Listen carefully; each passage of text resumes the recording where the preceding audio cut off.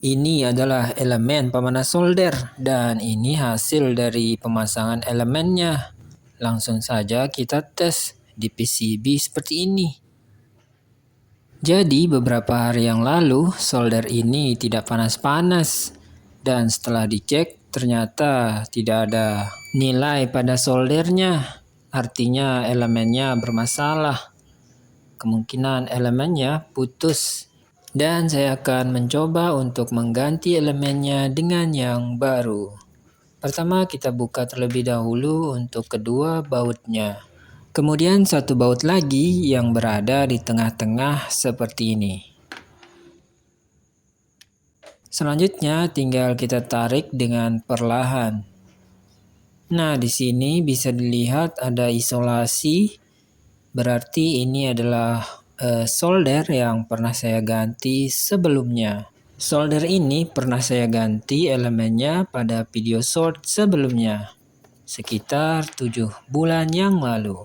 Namun sekarang elemennya kembali rusak karena memang solder ini sering dipakai hampir setiap hari. Untuk elemen yang lama terlihat banyak sekali kabel atau lilitan yang putus. Dan elemen ini akan kita ganti dengan elemen yang baru. Langsung saja kita pasang untuk elemennya. Kita masukkan kabelnya dengan perlahan, kemudian kita tarik, kita dorong pelan-pelan. Nah, jika sudah tinggal kita masukkan lagi ke dalam casingnya seperti ini. Pastikan lubang bautnya berada pada posisi yang pas. Kemudian agar tidak ribet-ribet, di sini saya menggunakan isolasi bakar. Kita masukkan isolasi bakarnya pada masing-masing kabel seperti ini. Kemudian untuk penyambungannya, di sini kabelnya tinggal kita lilit-lilit saja seperti ini. Cukup mudah untuk penyambungannya. Tinggal kita putar seperti ini. Jika putarannya sudah cukup banyak, tinggal kita potong dengan tang potong. Kemudian kita masukkan kabelnya ke dalam isolasi bakar seperti ini. Agar tidak terjadi short circuit atau konsleting. Jadi kita harus menutup bagian kabel yang terkelupas. Selanjutnya tinggal kita bakar untuk kabel bakarnya. Dan tinggal kita rapikan untuk posisi kabelnya.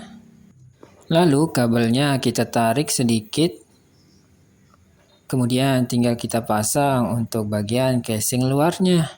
Pastikan posisi dari lubang bautnya tidak terbalik. Selanjutnya di sini kita pasang untuk baut bagian depan, itu ada yang kecil dan besar. Buat yang baru tahu, bautnya ternyata ada yang kecil dan besar, jangan lupa buat di-subscribe ya. Dan kita pasang juga untuk ujung dari soldernya. Lalu kemudian kita kencangkan bautnya. Sebelum digunakan, sebaiknya kita ukur kembali menggunakan ampermeter. Untuk mengecek bahwa solder ini aman untuk digunakan. Dan di sini tidak terjadi short antara besi pemanasnya.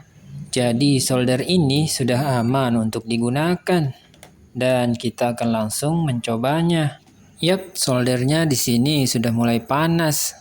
Kita akan langsung coba untuk menyolder jalur PCB. Nah, di sini ada beberapa kaki yang belum saya solder.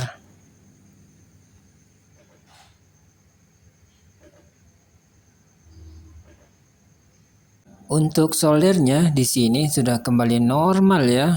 Jadi saya akan lebih mudah dalam membuat berbagai eksperimen.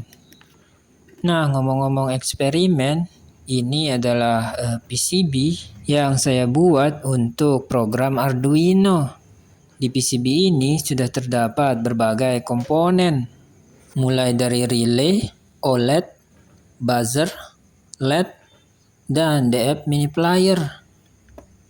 Kita akan bahas video tentang Arduino di video selanjutnya ya. Jadi buat teman-teman yang belum subscribe, silahkan ya di-subscribe dulu. Dan sampai jumpa di video-video selanjutnya.